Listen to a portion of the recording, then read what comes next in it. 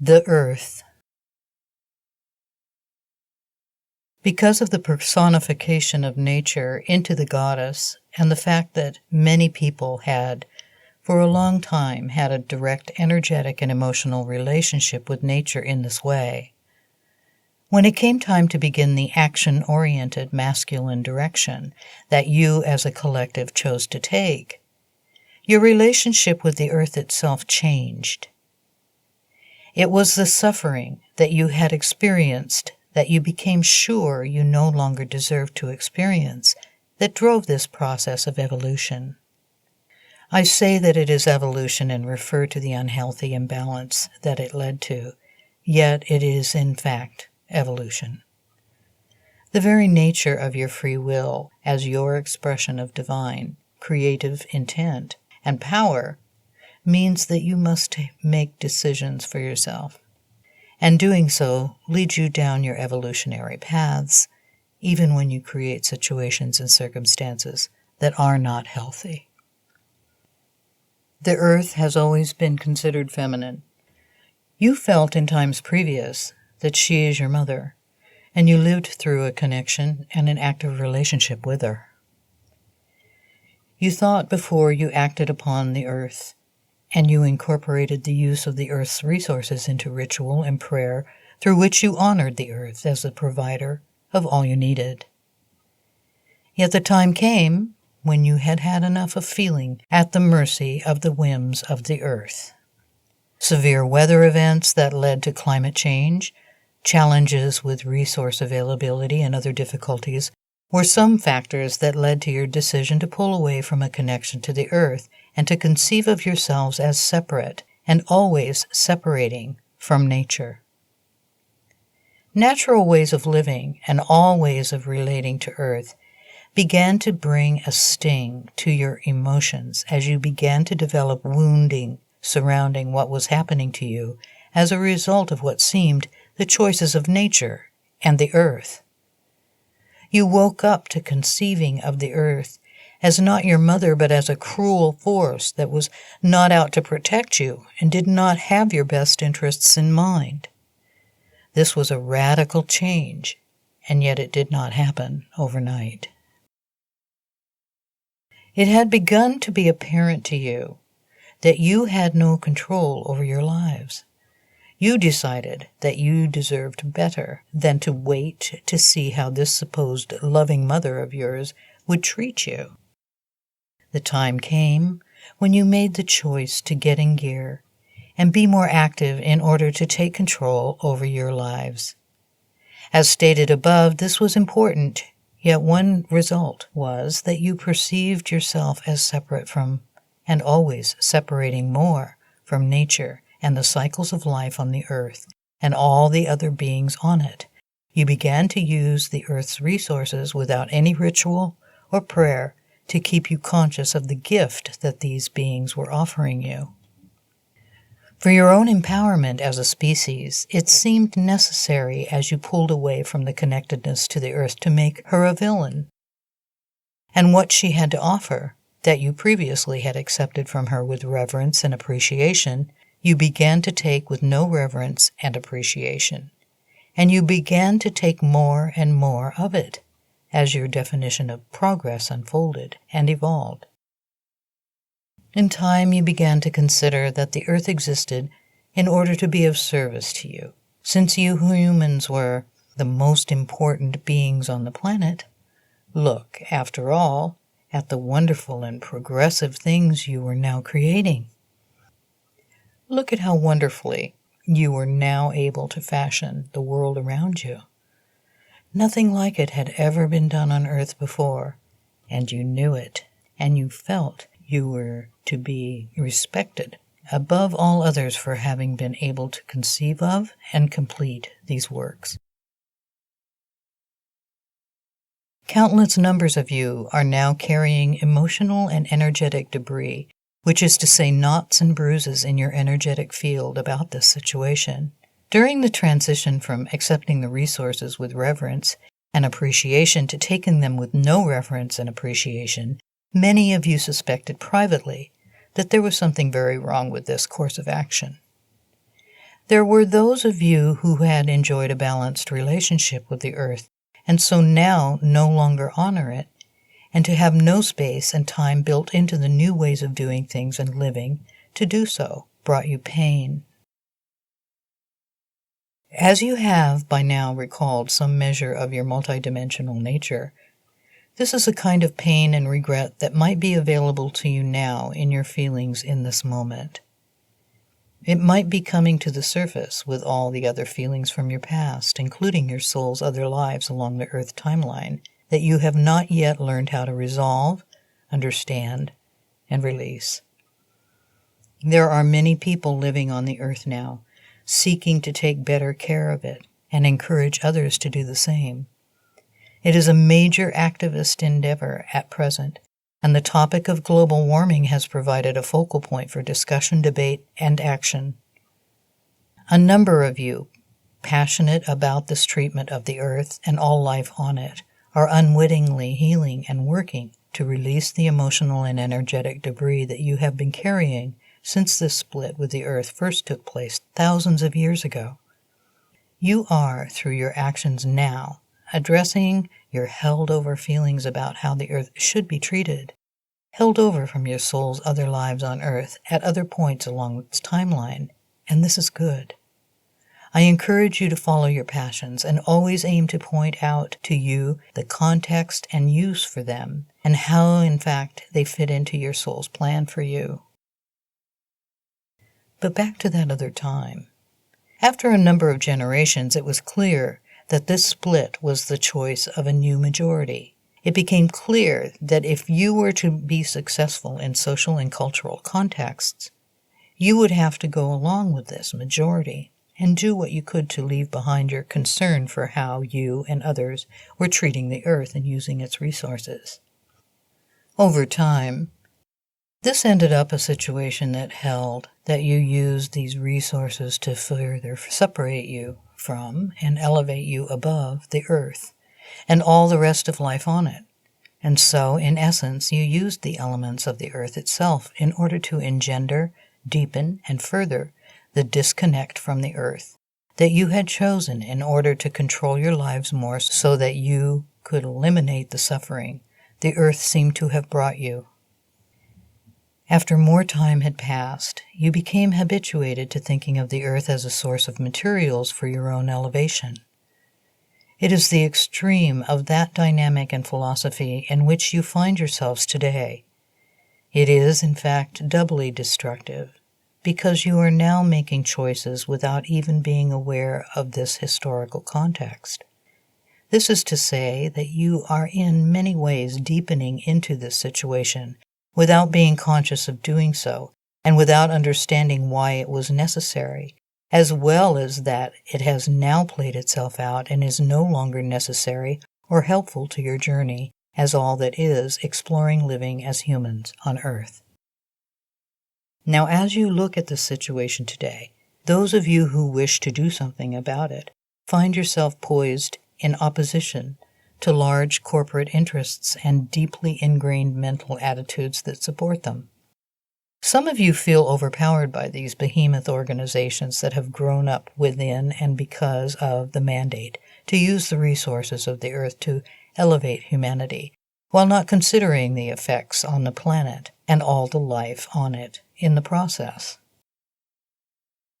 Some of you instead feel a resourceful fighting spirit emerging from deep within you.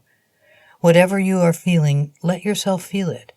But I want to put your attention on the way of looking at this that might not be obvious to you. Where you see the power and influence of these corporate interests, understand that the age you are living in involves people having surrendered an incredible percentage of their personal power to these organizations, including governments. Humans are, generally speaking, not aware of the magnitude of their own power as individuals and the sorts of cultures in which you have been living for many thousands of years have been built around the need that the populace surrender something in order to make the endeavor to live as a collective work. So far on Earth, you have seen the survival of any collective as requiring sacrifices from each individual, though of course it does not have to be this way to the degree that you tell yourselves.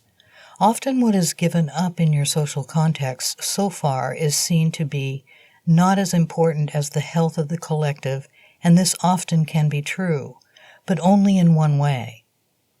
Through looking at the realities of collectivity through a certain lens, but no other lenses. Yet when a spirit of independence and originality is energetically bred out of a populace over time, they then appear as disempowered and may have entirely forgotten that their free will is an important part of themselves, or even, in fact, a part of themselves at all.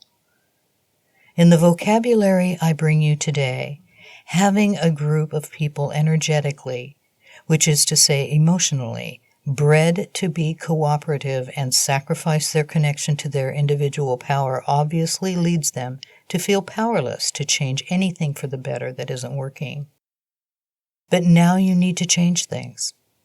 You are already clear that you cannot process if you do not. You feel this deeply already. In terms of teaching about your history and ongoing relationship with the earth, when this great shift happened from appreciating the gifts your mother offers to you, using them to elevate yourselves and separate yourselves from the rest of nature and the earth itself, you as a collective in most parts of the world began to sacrifice what was in your heart regarding how the earth, nature, and all the other beings on the planet were being treated. You saw that to make society in its present form stronger, you had to begin to choose disempowerment. Healing this now equates to a reconnection with what is in your heart regarding your place in the world, who you are, what it is, and how you feel it is best for you to relate to the earth. All the times that humans have made choices to elevate themselves at the expense of nature and the earth, these choices have fed the conscious collective disconnect that was seeded so many thousands of years ago. When you are out in nature, what do you experience? What are you open to experience? What is your plan when you go out into nature? I invite you to go out into nature at the next opportunity and go through a process. At first, you may observe your surroundings and notice the sounds and smells. What I want you to do is to set aside time to experience what is there. I am not going to tell you to get in your heart or open it, because many people are not practiced at that, and it might not make complete sense what that means or how to do it. Many people in metaphysical circles speak of it and tell you to do it, yet you need more support in learning to do it than simply to be told to do it. It is, of course, what I want you to do, and there are many ways to do it, but following is the process via which I want you to do it, given the context of this material. Be out there for a time. Be in this place until your mind has observed all there is to see, and you have noticed all there is to notice. If you are so inclined, make a sort of mental catalog of all there is to see and smell, and even touch, as you sit in one spot. See all the angles available to you of the surrounding scene. Take it all in. Then begin to put your attention on your breath. Close your eyes and keep your attention on your breath. There might be a part of you that is by now bored. Let that be true if it is. Don't look for something to do, but continue this focus on your breath for a time, 10 minutes, 20 minutes. Then open your eyes. Make a conscious choice now to experience the place you are in with only your senses and your mind. It is at this point that many would tell you to open your heart. I am inviting you to put your attention on your heart so you can sense this physical place in nature you are in, with the energy center that is in the center of your chest. An effective way to do this is to relocate the center of your awareness to the center of your chest. Your attention is accustomed to being centered around and behind your eyes when you are not speaking, and at your mouth when you are speaking. But you can choose to move it to any other part of your body at any time. Experience what there is to feel and be open to allowing yourself to respond energetically to what you sense in this place. Feel in your body what is going on here and allow yourself to feel and continually be aware of what you are experiencing in your body. In this way, I want you to begin experiencing the world around you with this part of yourself. Specifically, begin with natural surroundings. This will help you connect to the earth in a conscious way, and it will inspire memories of what it has been like for you in many of your lives in other spots along the earth timeline as a human that will help you begin to turn around your relationship with the earth now. You have lived so many lives in stable, harmonious relationship with nature. The wisdom that is contained in these memories is ready now to be reincorporated into your consciousness. This level of awareness is one tool that will help you adjust to the changes that you are experiencing as you are invited during this phase of time on Earth defined by the evolution of consciousness. It is possible that you have not yet seen the magnitude of these changes, or that you have not yet experienced being pulled into some deeper version of self-identity that is based upon you being aware of yourself as a multidimensional being. Even if you have not seen or experienced these things, I invite you to trust me when I say to you that this is the most significant single event in the evolution of your species, or that of any species, in fact. It is the most significant process that you can experience in any sort of body on any planet. It is, in short, the process of you remembering that you are part of all that is, surrendering all identities you have developed over the course of many millennia, and stepping into conscious creation as the divine beings that you are after millennia of feeling at the mercy of others, life, the world, and God, Goddess. For a time, integrating what you sense from and feel about the natural world into your daily life may be somewhat challenging. You will be confronted by your conditioning and that of others around you as you begin to shift your orientations and habits in different areas of life. As you look, sense, and feel into the truth that you are in fact connected to and part of the whole of life on your planet, and that in fact your bodies are extensions of the earth itself, and in a very important way your energy fields are for, as long as you are embodied on this planet, extensions of the energy field of the earth, your life will change. When others in your life or around you find themselves challenged by the changes you will be drawn to make, know that there are many more who are looking for some kind of impetus or inspiration to make such changes in their life. The level of need of humans to reconnect with the earth as members of the single system of life on the planet has been escalating throughout the centuries and is now reaching what you would call critical mass. The need is great, and it is widespread. There are many people in your life and surrounding you who are waiting for someone to make the sorts of changes I am outlining for you here today. They seek permission to reconnect with the goddess within themselves and in the world around them, and they seek to find the goddess in others, and in fact everywhere in the world around them. They have not only felt that they did not have permission, they have been taught to think little or nothing of those who have never forgotten their connection to the earth and the goddess, as the culture has sought to inspire its members to devalue it when they see it. Yet it is now time.